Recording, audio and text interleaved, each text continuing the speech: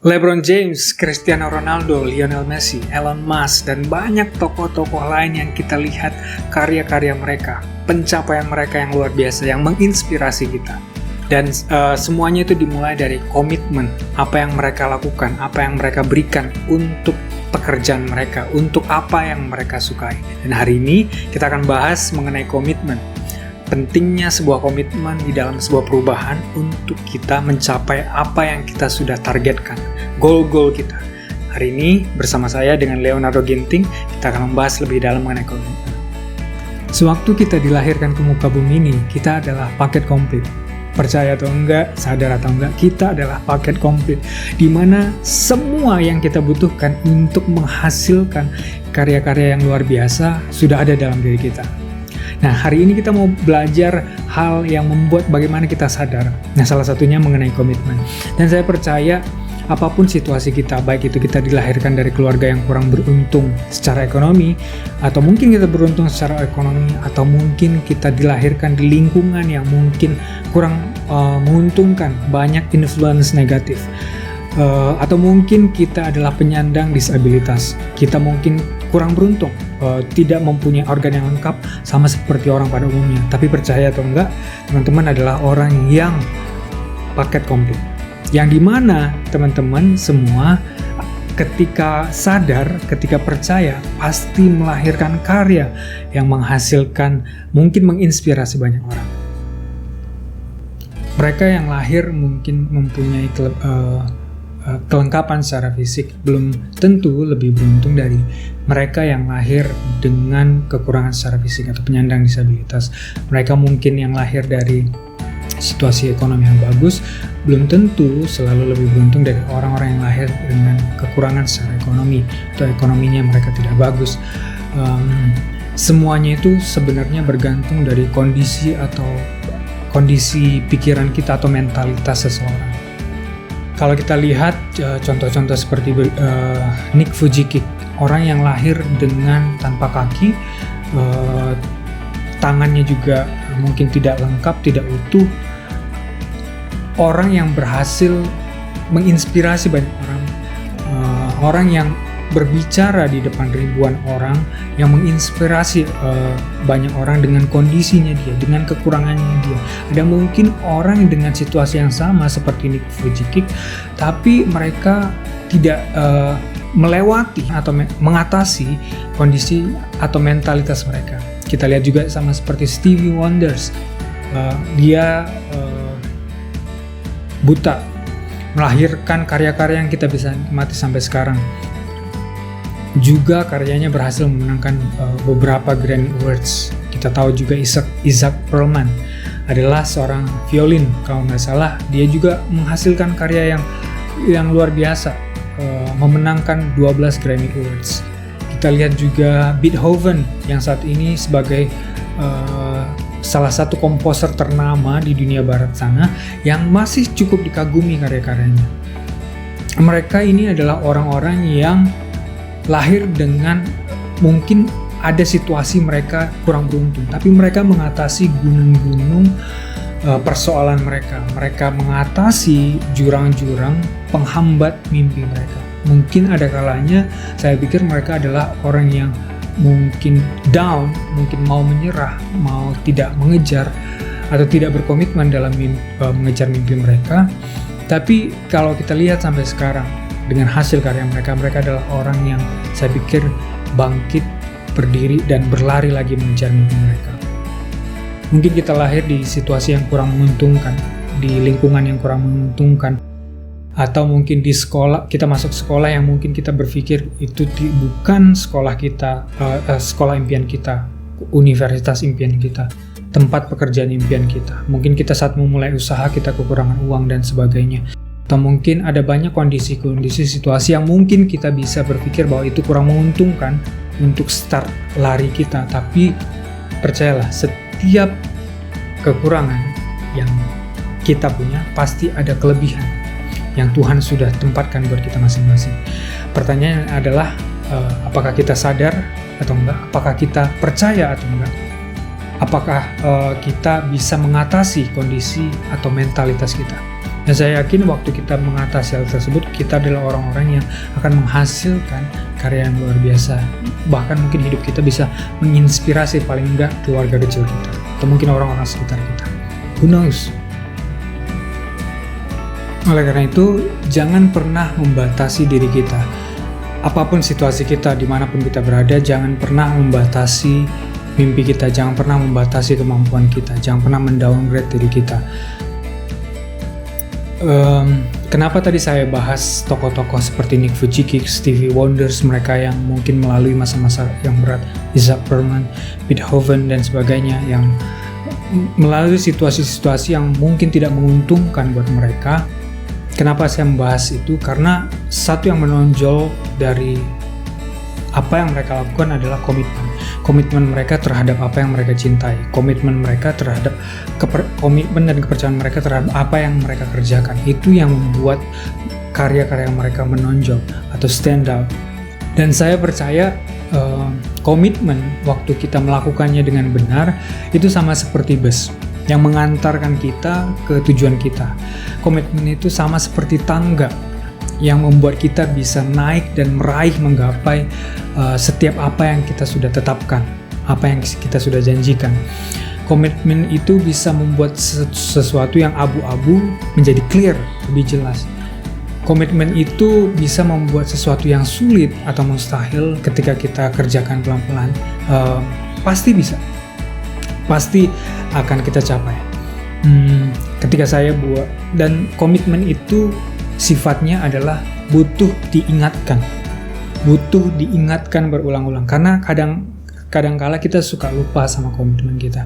Kadang-kala kita suka lebih asik melakukan yang lain dan lupa dengan komitmen kita. Makanya komitmen itu butuh diulang-ulang, diperkatakan terus supaya kita ingat terus tentang komitmen kita, janji kita. Ketika saya buat video, 2 video sebelumnya, mungkin untuk waktu 10 menit yang kemarin terakhir, saya membutuhkan berhari-hari untuk menyiapkan bahannya tersebut. Sebelum itu, istri saya seringkali sebenarnya mengingatkan tentang komitmen saya. Dia selalu bilang bahwa it is your job, it is your duty to fulfill your commitment. Karena komitmen saya sebenarnya, saya pengen juga menghasilkan video minimal bisa memberkati banyak orang. Dan dia bilang bahwa it is your duty, it is your job. Dia selalu mengingatkan itu komitmen saya, supaya saya bisa melakukan terus apa yang sudah saya janjikan atau yang saya mau komit di dalam. Untuk melahirkan, untuk menghasilkan video yang kemarin 10 menit, saya butuh mempersiapkan bahannya itu sekitar 5 hari. Saya baca, saya tulis, saya summary bahannya. Terus habis itu untuk syutingnya saya kadang harus sampai jam 1 malam. Untuk editingnya saya butuh berhari-hari untuk hanya menghasilkan 10 menit. Dan itu adalah komitmen. Dan saya pikir dan saya percaya ketika kita melakukan sesuatu, komitmen itu yang penting di dalamnya untuk kita menghasilkan sesuatu yang besar, untuk kita menghasilkan karya yang menginspirasi banyak orang. Nah, komitmen itu nggak pernah bisa berdiri sendiri. Komitmen itu selalu ada elemen-elemen pendukung di dalamnya. Yang namanya komitmen pasti ada yang namanya tanggung jawab. Yang namanya komitmen pasti ada yang namanya kesungguhan. Yang namanya komitmen pasti ada dedikasi. Pasti ada investasi waktu. Pasti ada bayar harga di dalamnya. Ketika komitmen dengan elemen-elemen tersebut dilakukan, maka sesuatu yang buruk, sesuatu yang mungkin sudah nggak terselamatkan, sesuatu yang mungkin mustahil seperti tadi yang kita bilang di awal, pasti bisa dipulihkan. Hubungan yang rusak pun ketika komitmennya dijalankan dan diingatkan, pasti bisa memulihkan hubungan itu. Tidak ada kata yang mustahil ketika komitmen dikerjakan. Pengalaman saya waktu saya melayani atau berinteraksi dengan banyak anak muda di komunitas saya. Nah, waktu saya melayani bareng-bareng mereka atau saya melayani banyak anak-anak muda yang gampang-gampang sulit adalah komitmen. Mereka gampang mengatakan ya, tapi dengan gampang juga melanggarnya. Nah, seringkali mereka melanggar komitmen yang sudah ditetapkan dengan alasan-alasan yang membenarkan kesalahan mereka. Mereka mungkin nggak komitmen karena mungkin ada ini, ada itu, atau mungkin sebel sama ini, sama itu. Akhirnya mereka melanggar komitmen mereka. Atau bahkan mungkin mereka menyalahkan A, B, dan C yang karena tidak sesuai ekspektasi, dan mereka dengan begitu mereka berpikir nggak apa-apa gue melanggar komitmen gue. Nah, yang seringkali adalah komitmen itu kita tahu sifatnya komitmen harus diuji. Kita nggak bisa bilang kita berkomitmen tapi kita tidak pernah menguji atau kita tidak pernah masuk dalam ujian. Yang namanya komitmen pasti harus diuji. Kayak contohnya tadi Nick Vujicic, ada waktunya dia pengen bunuh diri karena dibully, karena kondisi tubuhnya, kondisi fisiknya yang mungkin tidak sama seperti orang-orang normal. Dia pengen membunuh dirinya, bunuh diri. Nah, tapi ada satu masa, ada satu titik, ada satu poin dia berhasil mengatasi hal tersebut. Dan dia menginspirasi banyak orang. Yang namanya komitmen pasti ada pengujian. Tidak ada komitmen tidak melewati yang namanya api pengujian.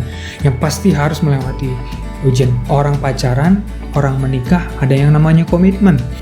Kalau mereka melanggar komitmen mereka karena sesuatu hal, karena misalnya A dan B dan C, mereka berpikir bahwa it is okay for me untuk melanggar komitmen gua atas pernikahan gua, atas hubungan gua, atau apapun ya, berarti kita tidak sedang melakukan komitmen itu dengan benar.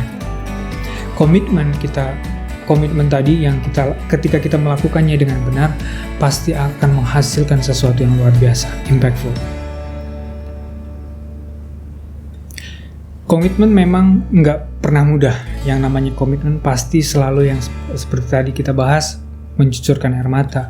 Butuh banyak waktu yang kita investasikan, tenaga, pikiran, dedikasi, tanggung jawab. Mungkin ada banyak hal yang harus kita cucurkan untuk melakukan komitmen kita. But in the end, saya percaya ketika komitmen itu kita lakukan terus-menerus, ya nggak perlu hal gede-gede. Apa komitmen kita hari ini? Misalnya kita mau membaca, nggak perlu lama-lama, misalnya 15 menit sehari. Atau mungkin komitmen kita pengen olahraga untuk hidup sehat. Atau pengen komitmen kita mengenai turun berat badan atau naikin berat badan, atau komitmen kita untuk menabung, komitmen kita misalnya say I love you, komitmen kita kepada pasangan kita misalnya, komitmen kita mungkin kepada keluarga kecil kita, komitmen kita mungkin di dalam pekerjaan kita. Apa komitmen kita? Yang pasti komitmen itu sifatnya harus selalu diuji. Ketika kita berhasil melewati saat-saat pengujian, api pengujian itu, komitmen itu ketika teruji, ketika sudah lulus ujian, pasti kita rewarding, ya, kita menghasilkan, itu akan memberkati kita. Kita nggak pernah tahu kok waktu kita melakukan komitmen kecil kita nggak pernah tahu suatu hari nanti kita jadi apa. Siapa tahu nanti kita menjadi artis, siapa tahu nanti mungkin kita menjadi anggota DPR, atau mungkin kita jadi seniman, kita mungkin menjadi musisi, kita mungkin menjadi model, kita menjadi olahragawan, kita mungkin bisa menjadi banyak hal, programmer, arsitek, banyak. Jangan pernah membatasi mimpi kita, jangan pernah takut membayar komitmen, karena ketika komitmen kita bayar, ya kita angsur dikit-dikit. Kalau kita aja berani mengangsur motor, itu kan komitmen, tanda komitmen kita belajar, dan at the end kita mendapatkan motor tersebut. Waktu kita bayar angsur komitmen kita secara perlahan-lahan, saya yakin di ujungnya nanti akan berbuah manis buat kita semua.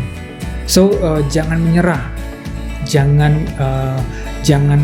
berhenti ketika mungkin kita di ambang batas kekuatan kita untuk melakukan komitmen kita. Ada satu hal yang menarik, saya analogikan sebuah komitmen itu sama seperti sebuah perlombaan lari maraton atau sprint. Teman-teman, dan komitmen itu bukan sprint, yaitu lari dengan jarak yang sebentar dan harus cepat. Tapi komitmen itu sama seperti maraton. Yang maraton itu yang dibutuhkan adalah ketahanan tubuh melalui jarak yang panjang, melalui jarak yang mungkin medan yang mungkin berat. Tapi komitmen itu sama seperti itu. Waktu kita berhasil, kita mendapatkan reward buat kita, hadiah buat kita. Mungkin kita saat ini waktu membayar komitmen itu susah, sulit dan sebagainya, tapi ayo tetap bayar, ayo tetap berlari. Walaupun itu mungkin lambat, walaupun itu mungkin terasa pelan, tapi saya percaya manis sekali nanti di ujungnya komitmen yang kita lakukan. So, jangan pernah langgar komitmen kita. Kalau kita sudah berjanji sesuatu, lakukan itu. Saya percaya karakter kita pasti akan terbentuk melalui komitmen yang kita bayar hari ini. Sampai jumpa di episode berikutnya bersama saya Leonardo Ginting. Dan saya percaya teman-teman pasti mendapatkan sesuatu di hari ini. So, tanyakan kepada diri kita, komitmen apa yang kita mau bayar hari ini.